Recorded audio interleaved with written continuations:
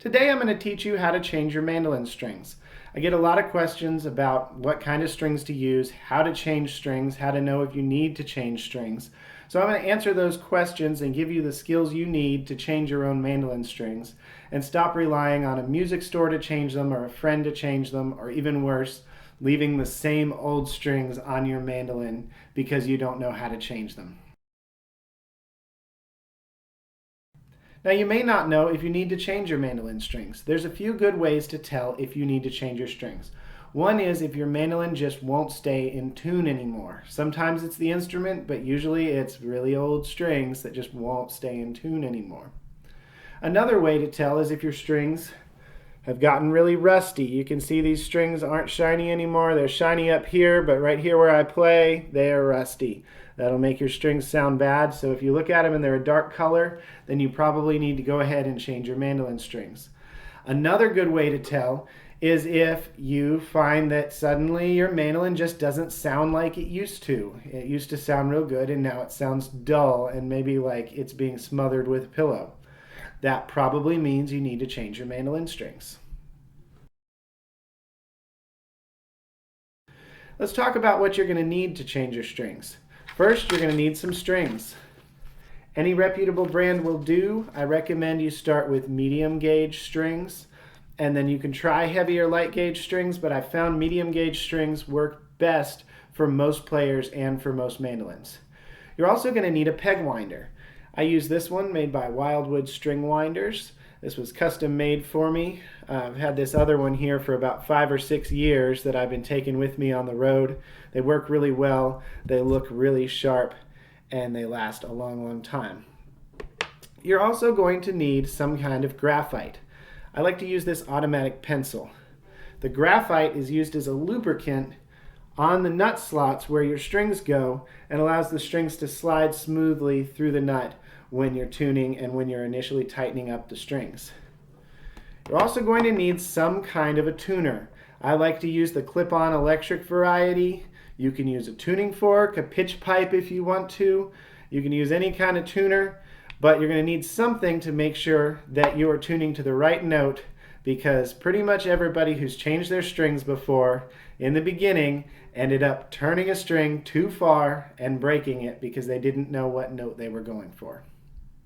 You're also going to need some wire cutters so you can cut off the ends of the strings once you install them. So go grab those things and then I'll show you how to change your mandolin strings. The first thing you need to do is decide which string you're going to change first. I like to change this G string first and work my way across. You can go in any order you want, but only change one string at a time, because if you change more than one at a time, you're running a risk of your bridge moving, and then your mandolin will play out of tune and you'll have to pay somebody to get it back in the right spot. First thing I'm going to do, I'm going to take my peg winder, I'm going to put it on the peg. Now for my mandolin, I turn clockwise to loosen the string, but that varies depending on the brand of tuning gears you have on your mandolin. So make sure you know which way you need to turn it to loosen the string. A good way to avoid making a mistake is to pluck the string as you turn it so that you know you're going the right way. That way you're not accidentally tightening when you think you're loosening. So I'm just going to loosen that string all the way down.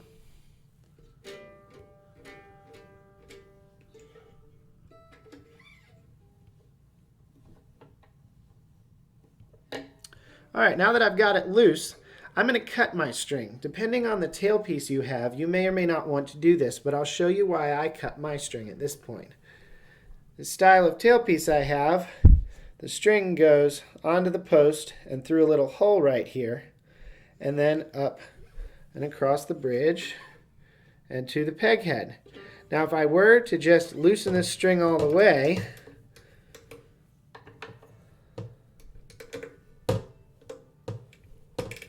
pull it off, what you'll see is that I've got this little curly cue on the end. If I then go and try to pull that back through my tailpiece, it's going to create a little bit of a jam there. It's not going to want to come back through, and it's going to scratch my mandolin. So I like to cut it so that I have a clean break and it's easy for me to pull that out. So I'm just going to take my wire cutters. I'm going to cut it right here. Now it'll pull out of the end of the tailpiece without scratching my mandolin. If you have a different style of tailpiece, you may not need to do this. And you may have a way that you find works really well for you. So don't be afraid to try a few different things. Now that I've got the string off of the mandolin, I'm going to take my pencil and I'm going to graphite the nut slot. So I'm just going to take that graphite, put it in between the nut slot, and I'm just going to draw on there until it gets a little bit darker. This works as a lubricant and allows the string to slide through the nut when you're tightening up your string, but also when you're tuning, just in your regular jamming or practice time, and you go to turn the string, or go to turn the peg, as the string tunes, it'll smoothly pull through that nut and it won't get caught. This will help you stay in tune a lot better. So I've graphited my nut slot. Now I'm going to take my new string, unwrap it, and I'm going to take the end of it, I'm going to put it right through the hole on my tailpiece. And grab the end of it.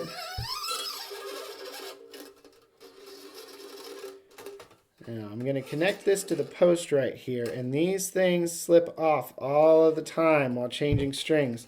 So you want to make sure that that loop end is all the way down on the post, and then you want to keep tension on the string so that it doesn't slip off, because it'll slip off and through that hole as you're tightening, and it's a real frustrating experience. So try to keep tension on that from the moment you put it on the post until the string is tightened up and in tune. So I'm going to go ahead and set the mandolin back down on the neck rest here, keeping tension on that string so that it doesn't fall off. I'm going to take the other end of the string, I'm going to put it through the hole on the post up here. I'm going to pull it through. Now this is going to take a little bit of practice, and you're going to have to get to know the brand of strings you're using. All the string companies make their strings just a little bit different length. You want to pull the tail of this string through just enough that you'll be able to wrap this string around the post a few times. And this is going to take a few tries before you really dial it in. It's better to have too many wraps than not enough. If you don't have enough wraps, then it may slip off. If you have too many wraps, it may look kind of weird and take a little longer to tune, but it'll be okay. So I've got some slack right here, still keeping tension on the string so it doesn't slip off of the tailpiece. I'm going to make sure that my string is on my nut slot, or excuse me, on the saddle slot right here. And then holding it firmly, I'm going to take my string and I'm just going to pull a little bit of a corner there where it'll stay a little bit on its own. Then I'm going to take my peg winder. I'm going to start turning the string. There's a few different ways to do this. I like to do a wrap above the top of the tail first. So if you look closely, you'll see that I'm turning, and as that comes around, the string that's in my hand is coming up above the tail that's sticking out right here. You don't have to do it this way, but I've found that this is a good secure way to hold the string. So I'm going to turn, and that tail's just going to work its way around on its own. Every now and then you may have to free it up from something it gets caught on. I like to pull that tail up and get it sticking straight up out of my way after that first turn. So now I'm tightening, and as I come back around to where the tail is, this time I'm going to go under the tail. You can see right here, this time I'm going to cross right under that tail. And this whole time I'm still keeping tension on the string so it doesn't slip off on the tailpiece end. And I'm just going to tighten. As it starts to get a little tighter, I want to make sure that it's still in the slot at the saddle. And then I want it to be in the slot at the nut now. Right there. I'm going to tighten it up. So it's starting to get a little bit tighter. I want to start plucking the string to make sure I'm turning it the right way. I'm actually using the other G string to give myself an idea how close I am to being in tune.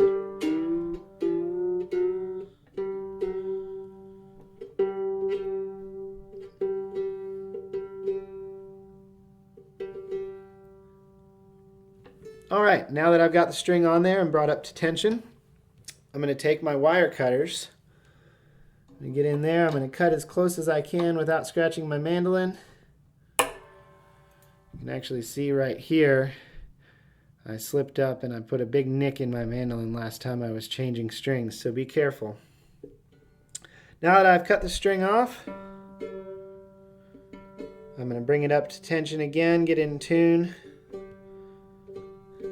and then I'm going to repeat with the next 7 strings.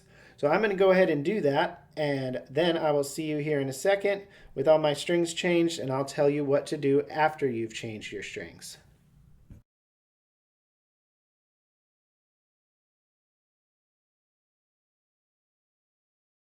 All right, now that I've changed my strings, I'm going to go ahead and tune my mandolin. Now I tuned each one of the strings after installing it, but as you can hear, they did not stay that way. So I'm going to get an electronic tuner, and I'm just going to start here on the bass strings. I'm going to tune one of the G strings, and then I'm going to make the other one match it. You don't need to be super precise right now. We're just trying to get it close because those strings are going to stretch out on you a few more times.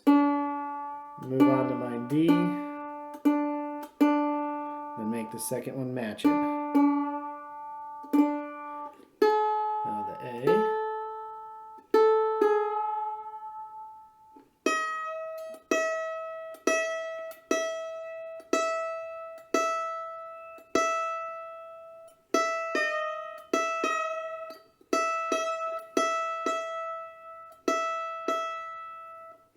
All right, now I'm going to go back and I'm going to tune them again, because they don't usually stay after the first time.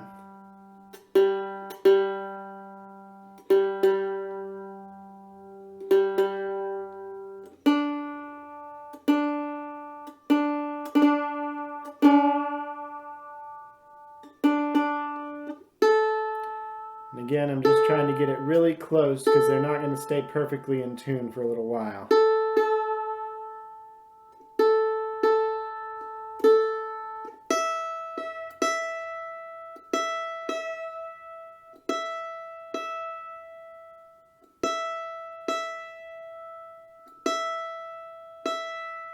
Now if I have the time after changing my strings, I'll usually just set my mandolin down, hang it on the wall, put it back in the case, let it sit for an hour or two, let the strings stretch out a little bit, come back, tune it a couple times, and then play it. Sometimes there isn't time for that, and you may have to change your strings and then constantly tune at a jam or at a gig until it gets in tune. But if you can give it some time to sit, then it'll be a little less frustrating and it'll be all ready to play when you go and pick it up again. I like to play fairly lightly and easy on my strings when I first change them. I don't like to go and wailing on them, just play a little bit and get them settled in. I found that strings don't sound quite right until I've played on them about an hour or so. And once you've got your mandolin in tune, there's one last thing to do to get the best sound out of your mandolin after you've changed your strings. And that is to mute the strings behind the bridge. You can hear those ringing out. And it makes a small difference when you're playing, but when you're playing especially a chop, there's a small bright little ring and it sounds bad. And there's a way to get rid of that sound. There's a lot of different things you can use to damp those strings right there. I like to use wire grommets. You can buy those at an electronics store or online. And I just slip it in between the string like that. I'm going to go ahead and put all 4 of them on there.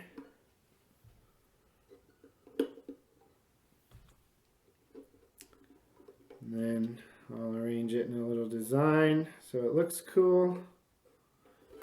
And there you go. Now those strings are dampened, and when I chop, it's a nice thick round sound without that high pitched annoying sound that comes out if you haven't dampened your strings. You can use wire grommets. You can use a piece of foam under your strings. A little piece of leather works. There's also some commercial products made specifically to mute your strings here. A lot of tailpieces have a piece of felt or something right under the edge. I found that's not quite enough to mute it, enough to make it sound good.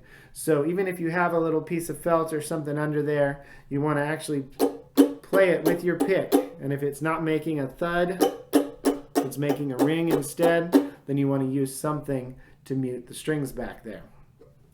So now hopefully you've successfully changed your strings and you can enjoy playing your mandolin until the next time that you have to change your strings. And if you're like me and you're unlucky and you rust strings really bad, then it won't be long till you have to change them again.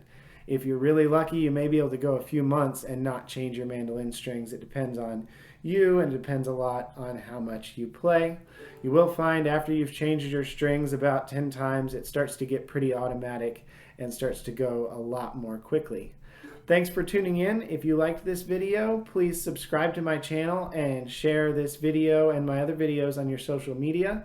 I also provide Skype lessons on the fiddle and the mandolin. And check out my website, thenatelee.com, for more information about me, my music, and my instructional materials. Thanks.